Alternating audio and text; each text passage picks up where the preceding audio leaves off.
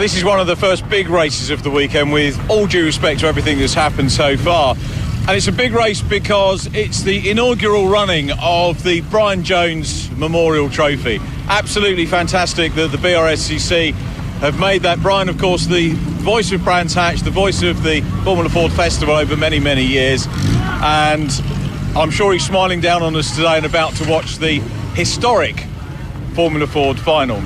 Little bit of drama. We were looking for Darwin Smith, who should be on pole position in his Van Diemen RF 90, and he wasn't here, but we did get a brief chat with Alan Davidson, who's in his Mondial.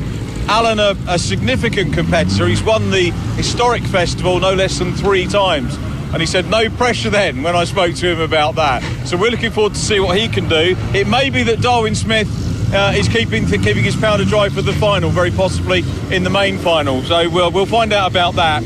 But I've spoken about Van Diemen, I've spoken about Mondial.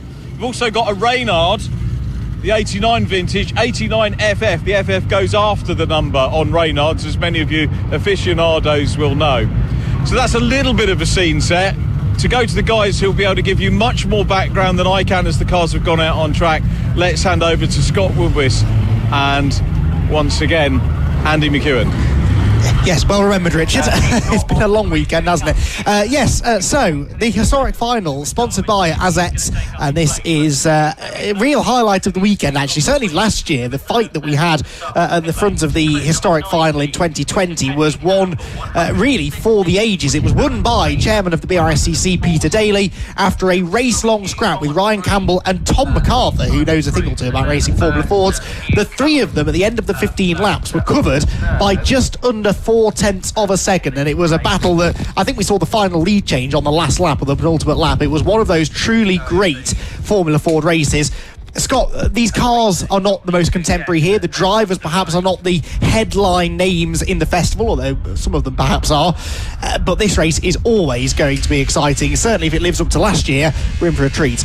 Yeah, we are. One thing I've noticed actually, Darwin Smith's car does appear to be on the front row on pole position, so whether it's a late edition or where it came around, but if I'm correct, it should be Darwin's car on pole position, and it does appear to be there alongside Alan Davidson. Yeah. So it looks as though he has been able to get out, and it looks like he is going to try and go for that first ever presentation of the Brian Jones Memorial Trophy, and that's a trophy which I know it's special for me, obviously, because I was not only working with the BRSCC, I knew Brian obviously as a friend, and obviously that's someone who I learnt from in terms of a couple of times that I was very privileged enough to share a commentary box with him. I know there's many people who know Brian who will know who he was and kind of knew that commentary box and hearing it from before.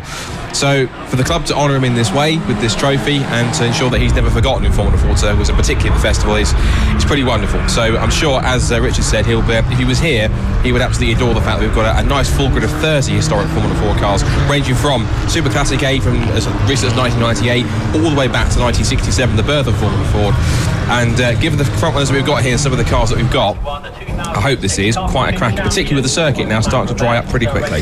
Yeah, that's an interesting point actually though. As you say, we've got a full grid, 30 cars, and I think that shows that we've not only bolstered the entry as far as the pro drivers are concerned, but actually a lot of these classic and historic cars as well. We've got lots of new additions this year. Last year we had 18 cars in this race, so we've almost added an extra third. In fact, we have added an extra 30-odd% of cars onto the grid. So I just spotted, interesting enough, it might be an indicator for the last chance race. Andrew Blair's car is out there, and it is out, so that might be bad news for Rory Smith. More on that later, but we've now got the historic grid, so let's see who's into contention for what.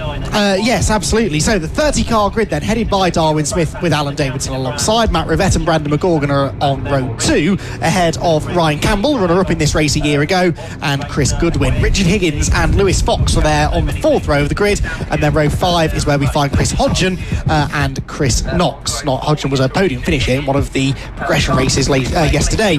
Last year's winner of this race, Peter Daly, has to come from 11th on the grid alongside Leanne McShane on row 6. Mark Sawyer and Philip Harris are on row 7 ahead of Rick Morris, hopefully, although he was in the barriers in his semi-final a little earlier on. And if he is there, he'll have Andrew Blair for company on the 12th row. Sam Street and Roberto Moreno. Yes, Roberto Moreno is out there on the grid, starting from the 9th row, but should make progress from there. He was quick yesterday. Robert Higgins and Scott Rawlinson are next ahead of Dan Rennie Larson and Oliver Chapman, Sean Macklin and Chris Sharples, and then getting towards the back now, James Colborne, Lorna Vickers, Stuart Kestenbaum, Matt Hayes, Sean Hollenby and Hayden Hardiman. So the field making their way around through Clearways and Clark Cove. A couple of names there actually towards the back, Scott, that I do think will make progress. Roberto Moreno is one. Dan Rennie Larson as well. He was a podium contender and maybe even a podium finisher in one of the progression races later on. So they may be out of position at the start here, but I think we will have some movement through the pack. I would say also maybe Hayden Harding is another one to watch out for as well. He's someone who definitely could make it. He makes it in by being one of the reserves. Because a couple of cars who couldn't make it to this race, so he's on the back of the grid as well. But yeah, you're right. We're going to have fun watching the likes of Moreno and those guys work their way through and seeing how they get on. But yeah, I hope that now with the track continuing to drive pretty rapidly and the wind in the air, hoping adding to that we're about to get a historic final that I hope gives Brian Jones, it does Brian Jones proud. And if he's actually smiling down, I'm not usually a religious person, but Brian, if you're up there, I hope you enjoy this one. Yeah, this one is for you, Brian. Here we go then, the historic final for 2021, sponsored by Azets. On pole position is Darwin Smith. To his right is Alan Davidson, who's had top 5 percentile in the overall festival this season. Lights out, away they go. Up towards Paddock Hill Bend we go, and it's Davidson that gets the whole shot from the outside of row 1. Alan Davidson will get the lead into Paddock Hill Bend for the first time. Darwin Smith in second place, side by side there for third. Brandon McGorgan trying to go around the outside line, and now you can see the problem that presents itself. Most of the track is dry, but we still have some of these damp, if not fully wet conditions. And that's Moreno in the gravel trap. Roberto Moreno in the gravel at Paddock Hill Bend. That is a real shame. I think maybe not damage, I think it is just buried in the gravel. But Roberto Moreno, the 1980 festival winner, is out of the historic final, barely having got out of turn 1. Oh, that's a shame. I know there have been plenty of people that want to see how Roberto got on. So that's a real disappointment. No surprise, safety car has been deployed to recover Roberto's stranded car. So yeah, that's a real shame. We were looking forward to him coming through the pack, but unfortunately, I think he must have done one that typical thing. You get caught out on the slippery point on the outside of the circuit, and as he quickly sprints away, not bad for a man of his vintage, shall we say? I was trying to pick words very carefully, but good to see. Regardless of that, it's been fantastic to have Moreno here. He was brilliant in the Friday evening celebration dinner that we had, where he told some brilliant stories and he was able to hold the room so well. He's such a funny guy to listen to, a great guy, and he's been loving the weekend all around. So I know this is not the way he would have wanted this festival weekend competition wise to end, but at least it's been a privilege to have him here, and if he's able to come back in the years to come and link up with Jonathan Lewis and the team he's got again, that'd be fantastic. So if both does watch this back, you're welcome back to the festival anytime, but wonderful to have him there. But sad that his festival had to end that way in the gravel trap. Yeah, it is really. Thankfully, the marshals down there are well versed with moving cars from gravel traps. An opportunity to give a shout out to the marshals here at Brands Hatch. They've had some pretty atrocious conditions to deal with. We at least have the luxury of being inside in a relatively warm, relatively dry commentary box up here above the start-finish line. The marshals do not get that luxury. They're out there in all weathers. They'll be very, very happy, I'm sure, to see the sun breaking through the clouds over the last hour or so. But they all do terrific work, and they've kept the timetable moving on brilliantly, even with the delay at the start of the day because of the weather. We're getting closer and closer now to being back on schedule, and that is thanks in no small part to the hard work of our volunteer marshals. They truly are the best in the world, so we thank them very, very much. Right then, back to the race. I hope are going to have, in fact we may even go racing this time. Yeah, I think lights are out on the safety car, so the runyourfleet.com safety car is coming in. Brilliant work that time from the marshals and the recovery crew at Paddock Hill Bend. It is Alan Davidson that leads them, second place Darwin Smith, third place Brandon McCorgan from fourth on the grid, getting ahead of Matt Rivette on that opening lap, and rounding out the top 5 is Ryan Campbell. Here we go then, ready for the restart. Good early jump there for Alan Davidson. He's already got a nice little gap over Darwin Smith in second place, who in turn might now have to start defending from McGorgan in third position. Out through Clearways and Clark Curve then, no overtaking before the start finish line, which they will cross now, at least the leader does, and heads towards Paddock Hill Bend at full racing speed once again. Single file for most of the field, couple of side-by-side battle further back, including one here actually right at the front. Matt Rivette there dives up the inside of Brandon McCorgan to take third place at Paddock Hill Bend. He runs a bit wide over the curb on the exit though. McCorgan comes back up the inside line. He's going to be on the wetter side of the road. Can he get the car stopped? Yes, he can. And McCorgan back through into third position. But Matt Rivette was pretty feisty there on the brakes into Paddock Hill Bend, and also briefly was up into third place. Yeah, so Matt Rivette, he's sporting the car that's under the team entry name Fast Peter Rogers. Rogers / Racing for Britain, and not just a Racing for Britain incentive that sported quite a few young British drivers coming up to the single-seater ranks, but also a tribute to late Peter Rogers, who was a real star in Formula Ford circles in Britain in the 80s and in that sort of period, and so he sadly couldn't do. Is that Alan Davidson going slowly? Is that the mistake for Alan Davidson, or he's had a mishap? But Darwin comes through, and that's Alan Davidson down to 4th. So I think, and now Darwin Smith with the gap that he's got, unless Davidson can drive his way back through, this just made this historic final a lot more wide open. Yeah, I didn't expect that then. It is very wet up at Clearways. That's always the last bit of the track to dry, it seems, and it caught out Davidson, so he's 4th place, 3.2 seconds off the lead, but we reckon he might have the pace to do something about that. The key will be how quickly he can clear the McGorgan-Rivette battle, which we're seeing is still raging as they drop down into Graham Hill Bend. Then McGorgan behind Rivette once again now, despite the fact that he was ahead of the line by just over a tenth of a second then. So it is going to be Rivette then in 2nd place, McGorgan there in 3rd. You can see Davidson, the extra speed he carries into Surtees there and up towards McLaren and Clearways. It shows how quick he's going. Lots of gravel on the tyres, so he's definitely been off wide into the gravel trap up at Clearways, and you can see how easy that is to do when you're on. He's done it again. Oh no, he's off completely, and he went in on a tighter line that time. That is really strange. That might now be one mistake too many, you'd think. Yeah, that's a shame. Alan Davidson, who again, another one we talked about so much, but unfortunately it looks like his chance of becoming the festival historic final champion is kind of ebbing away a little bit here, so he's going to try to work hard. Now, Darwin Smith's lead is starting to be evaporated a little bit by Matt Rivette, who is in 2nd place there with Brandon McCorkin, who is only about 16, 17 years old, who is having his first appearance at the festival and driving one of these historic cars and doing so pretty well at this point in time. This second group of cars, which now does include Alan Davidson a bit further back, we've got it's the 99, I think that's Ryan Campbell, along with Chris Goodwin is running pretty well, alongside Higgins and Chris Hodgson, with Alan Davidson just trying to get in there just behind Lewis Fox. So some quite decent cars. They're all the same sort of time period, so late 80s, early 90s. So it almost looks like we're going back to the days of the halcyon days of the festival here, which is the point of it, with all these older cars of very similar vintage. And Chris Goodwin, a driver that would have competed in the festival back in the 80s. He was then a second in a Formula Renault Championship a couple of years after that. Then, of course, went on to enjoy an awful lot of success in touring car and GT racing around the world. But Chris Goodwin is at the wheel of the 188 car then, and he is in a very strong 5th position right now, heading up the hill though. He's under pressure now from Higgins behind, who peaks to the inside there in the 133. Then it's Davidson, then it's Lewis Fox in the car that we believe is the Jan Magnussen Festival winning car from 1982, and that is a car off in the gravel at Paddock. Dan Renner Larson, I think, unfortunately. Yes, who had an eventful race in the progression race yesterday. Now, if that's not a dangerous position, Scott, I don't know what is. Yeah, that might be a second safety car, which will be a reprieve for everyone else who isn't called Darwin Smith. It might be a reprieve for Alan Davidson as well, because he closes everyone else back up, but that will again depend on whether or not he can pick up any more positions in the remaining laps that we'll have left after the safety car finishes. So as I'm certain we'll be scrambling very shortly, the brake lights are on the safety car, so, and it is just moving a little bit, and safety car boards and flags are out, as we see on the graphic on the screen. So for the second time in this race, the RunYourFleet.com Jaguar safety car is heading out and heading onto the track to pick up the leaders, and that will mean that Darwin Smith's advantage, whilst it was ever decreasing by the fact that Rivette and McCorgan were starting to close in, it now goes to absolutely nothing.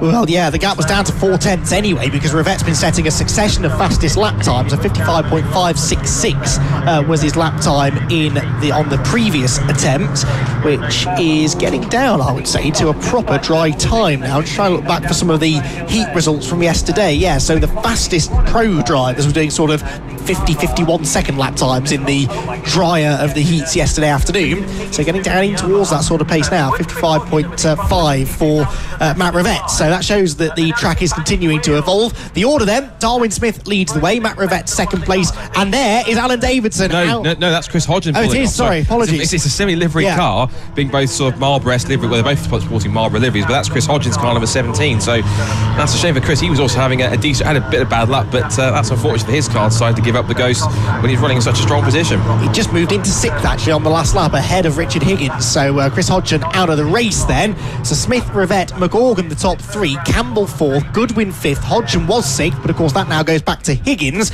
with Fox, Knox, Davidson and Peter Daly, the winner of this race 12 months ago, rounding out the top 10. We're going on to the 8th lap of the race then, so we are now halfway through this historic final, sponsored by Azets. And still not on the wiser, really, as to who's going to win this, actually, because I thought Darwin Smith, a bit like you sort of alluded to, I thought he'd be able to maintain a gap over Matt Rivette, but Matt has every bit the speed that Darwin does. He's been closing in before that safety car, and this also potentially brings Alan Davidson back into it as well, though he is all the way down in 9th position now after his second gravelly excursion. It's going to be a really interesting sprint to the finish, this. It will, and I think it's going to be incentive for some of the guys who are a bit further down the top 10 now. They're bunched up to make up a few more spots to do so. I'm going to give a shout out to Sean Hollenby, because he's up in 18th position. He was towards the back of the grid, so great drive for Sean. He was last. Yeah, on his first appearance in the festival, in that specially put together Jamin for him. So Jamin T3 in car number 4, just going through the shot now is Sean, the white car with the red poppy on the front with the blue stripe. So great effort from him to Sean. Shows that he might not be a touring car driver anymore, but he can still shake it behind the wheel. Yes, and he's another driver running the hashtag High, Wide and Handsome logo down the side of his car, which is really lovely to see. I spoke to Sean actually on Friday afternoon. His enthusiasm for racing and the event, indeed there is Sean in the AMG tuning run by PA Motorsport car, the Jamin T3, as Scott said. His enthusiasm, it knows no bounds. He you get very used to, when you're interviewing drivers, to hearing the same answers and the same stories from most of them, but Sean was regaling us with many a tale from festivals of 20 or 30 years ago and the way things used to be, and he was so happy and so excited to be here. And what a drive, 18th place from 30th and last on the grid, and here he is now running inside the top 20. These safety cars, of course, helping him to maybe move a little bit further up the order before we're done. So how much longer before we're going to get racing underway? I reckon one more lap. The car is attached to the JCB. There you can see it, visual evidence of what I was saying. And we believe that I'm hearing now there's another car stranded. Oh yes, of course, the Chris Hodgson car. What do you reckon? Will they leave that there or not? If they do get back underway, it'll probably be covered under some kind of a yellow flag, I think. It's just going to show they're overtaking, which essentially takes away one of the potential passing spots. But the key thing will be, if they do cover it with a yellow flag, at what point does the yellow flag area cease? Because of course it means that if you have potentially taking away just one overtaking opportunity at Surtees, are you taking away two? We're going Surtees going into McLaren and clearways. That's the tricky bit, and you have to be down to how big that yellow flag area is and when it ends. And if it does end, if it ends quick enough to go through clearways to be able to throw and move up the inside and to make it stick. They should be all right. I'm looking out of the window at where that car is. It's very early in through the left-hander at Surtees, so I think they should be okay to overtake at clearways, but there is no activity around the car. They're not. There are no marshals. You can just see it actually there on the left-hander shot, so it's not very far around the corner. Marshals making no attempts to head over there and get it out of the way. I suppose it would be a very odd place for a car to go off the road, although we did see cars having incidents down at that part of the circuit yesterday. So, we'll see. It looks like they're going to leave it where it is to allow us to go racing again very soon, although not just yet. The safety car is staying out for one more lap here in this historic final, which means that we're going to go racing probably at the end of lap 10, so it will be a 5-lap shootout between the likes of Darwin Smith, Matt Rivette and Brandon McCorgan at the front, because McCorgan, of course, wasn't really being dropped particularly by Rivette before the safety car, so he should be able to go with the top two. And should Smith and Rivette start to trip over each other a little bit, then that's going to further enable those behind to get into the hunt. So the RunYourFleet.com safety car then continues to lead the field round, being driven, I believe, by Tim Glover. And being reserved by Jeremy Crook, who is the husband of Esther Crook, who is the National Formula Ford coordinator, and also Jeremy, a racer himself, of course, former Mazda racer, and this time he spends more time kind of doing a bit of club level endurance racing with Alec Livesley, who's another driver who's in Supercup. And they've been quite a regular in series such as the Club Sport Trophy. They did the first ever Supersport endurance race at Snetterton back at the end of July as well, so looking decent as well, and good to have them both on board. And I think, given the fact that Jaguar is speeding up a little bit and Darwin Smith is slowing down a bit, which suggests that, I think, with about roughly 5 laps to go here, Andy, we're about to get this historic final back underway with, again, no certainty as to who might win this one. Well, yes, indeed, exactly 5 laps to go, because they are coming through to complete the 10th lap of the race. Then the black and orange car in the lead is Darwin Smith, having started from pole, lost the lead to Alan Davidson at the start, but then re-inherited it when Alan went off at this part of the circuit, clearways. He's got the very rapid number 5 car of Matt Rivette. Van Diemen right behind him. Van Diemen won 2, actually, only 1 year apart, these two cars. The Smith car is 1 year older, 1990 example, that one. Then Rivette's 91 machine, but they come across the start-finish line then pretty much at the same pace. The race back underway. 5 laps then to decide the outcome of our historic Formula Ford Festival final. There's the battle going on for 3rd place. McCorgan and Campbell, who is very sideways through paddock. Goodwin sweeps through in 5th. No moves being made inside the top 10 by the looks of it. Top 10 that is still rounded out by the black car with the orange nose coming towards us of Peter Daly. He's got a nice little scrap ahead of him there between Davidson and Knox. I think Davidson went back ahead of Knox there.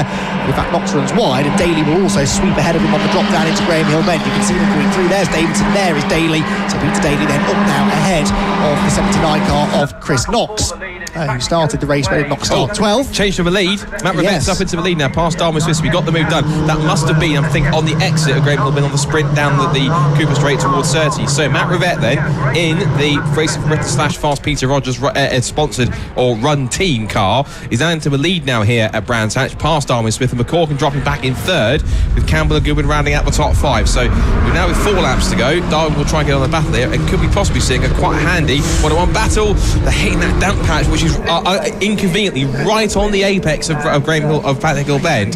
So you've got to be very careful how you pitch the car into that corner, and also to be careful that you don't hit it at such an angle that can really cause you problems. I'd say Campbell, he was in the battle in the lead in last year's historic final, so you can see him back up there once again. He's up there in 4th position behind Brandon McCormick, who I've been pretty impressed with Brandon this weekend. He's a young 17-year-old who's just been getting into Formula Ford. He's driving one of the older Mondial chassis, and just like someone like Alan Davidson, it might one of his only first proper races in Formula Ford this weekend, first time to Brands Hatch, but he's driving like he's been doing it for a while. He is, isn't he? Really impressive stuff. This had an accident yesterday in his heat, but yeah, they've got the car fixed, and he's bounced back wonderfully ever since then. Out through Clark Curve go the leaders then. Nose to tail for 3rd place here. Campbell against McCorgan. Looks like Campbell is going to try and relieve him of that 3rd position. Campbell was 2nd in last year's final, behind Peter Daly and ahead of Tom MacArthur, who's sadly not here this weekend. Be good to get Tom back, as well as his father David maybe, into the festival in the future. But up the hill they go through the right-hander at Druids. There's Chris Goodwin in 5th position. No change inside the top 7 there, although Peter Daly got another place, actually, moved himself ahead of Alan Davidson, who's dropped down to 11th. So Davidson, this yo-yo race he's having continues. I wonder if he's had another little moment up at Clearways. He's not enjoyed that corner in this race, has he? Not quite. Just a quick note on Tom MacArthur. I did speak to him on the phone the other day on something else, an issue that was non-fest related, but he was actually quite gutted he wasn't here. And I did have a verbal communication from him. I was on the phone. He'd say that he is looking to come back next year. So I think we'll probably verbally hold him to that if he does come back. But good to see him back. Good to have David and their father Neil as well involved. Well, the whole MacArthur family would be great to have at the festival next year, but Tom certainly want to watch for whether he's in an older car or in one of the newer cars. We've got a prop battle of 2nd, 3rd, 4th and 5th, and Chris Goodwin that makes a dive up the inside on the wet part of the circuit. Campbell then holds on round the outside. This is for 4th, so Chris Goodwin, who's done this before quite a few times in racing, up to P4, and he's not far away from the podium. He's up the inside for 2nd, goes Brandon McCorkin on Darwin Smith, so Darwin's dropped back a little bit here, so what could have been a not certain victory, but quite a decent chance of victory for Darwin Smith. There's a chance here given Chris's pace here as it starts to completely keep on drying up. There is Chris in the 188. There's a chance that Darwin could even be off the podium here. In fact, look, struggling off of Graham Hill Bend up the inside now into the left-hander at 30s, and Goodwin's through. He's up to 3rd. So the earlier leader, Darwin Smith, after Alan Davis went off the road, he's down to 4th and possibly lower if he's not careful. It's almost like he's running into some sort of a problem. The way the car just didn't seem to accelerate. There was a car off the road there with a driver in it. I'm sorry, I wasn't quite sure who that was. Okay, no, let's hope it's not one of the leaders then. Does Matt Rivette get to us? Yes, he does. Does Darwin? Well, we know it's not Darwin Smith 2nd, it's McCorgan in 2nd place. The gap is 2.3 seconds as we go on to the final lap of the race now, though. So it looks as though Matt Rivette is going to do this then, and he is going to do it in style, actually, after fighting his way through to the front. There goes Darwin Smith continuing to slow. So yeah, I do fear there is a problem with that car. Peter Daly, the last of the drivers there to go past him. But Chris Goodwin is now on the podium, and this would be a really good feel-good story, actually. Another one of our star drivers that we've got racing here this weekend. There have been so many of them, actually, that have bolstered the entry list this season. And Chris Goodwin, can he hang on to a rostrum place? There goes the race leader, Matt Rivette, though, up towards Clearways for the final time. Car number 5, Matt Rivette is going to take the race victory, having started 3rd on the grid. A fighting drive through the first 2/3 of the race. He took the lead just after the restart. And Matt Rivette is going to be the recipient of the Brian Jones Memorial Trophy. He wins the historic Formula Ford Festival final, sponsored by Azets, and he wins it in the end by getting on for 3 seconds over McCorgan in 2nd, and Chris Goodwin to round out the podium. Two cars side by side, practically level across the line. Now, who was that? That was Fox and Higgins. Fox took Higgins by the quite substantial margin of 37 thousandths of a second, so that was quite close at the end. But that will be a special moment for Matt, of course, being the first ever name to go onto the Brian Jones Memorial Trophy, and that's quite three rather nice podium finishes. There's the 771 car was off the road. That was Chris Sharp, sadly. He was the one that I saw spotted in the gravel trap a couple of laps ago in the Palliser, the WDF1, the only Palliser in the field, if I'm correct. But three nice stories there. It was a victory for Matt Rivette in the car that has the sponsorship on it. He was entered, as I said, as Fast Peter Rogers / Racing for Britain. Second place for Brandon McCorkin, who will be enjoying that, getting a podium in the historic final. And third place for Chris Goodwin, of course, who, what a story that is for him, to come back in a Formula Ford properly at the festival for the first time since the late 80s, and to come and get a third in the historic final is certainly great for him. So I think in terms of good feel-good stories for the top three, particularly for a race that's for such a trophy like the Brian Jones Memorial Trophy, that's a top three I think that everyone can enjoy. I think that was a good one. No, most definitely. We lost another car into the gravel, maybe even the barriers at Paddock Hill Bend on the last lap, by the way. That was number 69, Oliver Chapman. Rick Morris also dropped a number of places, had a really slow final lap, some 20 seconds off the pace, so he may have been running into difficulties at the end. But Matt Rivette is the winner of the Brian Jones Memorial Trophy, winning the historic final here at Brands Hatch, and with Brandon McCorgan in second position and Chris Goodwin in third. As Scott said, a brilliant podium that for the historic final. Campbell came home in fourth position, Ryan Campbell that was, and Lewis Fox in fifth as well. That was another good result. That Peter Daly, last year's winner, is seventh on at the end of the race. But the winner of the historic final, sponsored by Azets, the first name to be inscribed onto the Brian Jones Memorial Trophy, is Matt Rivette, and he's down there now with Richard.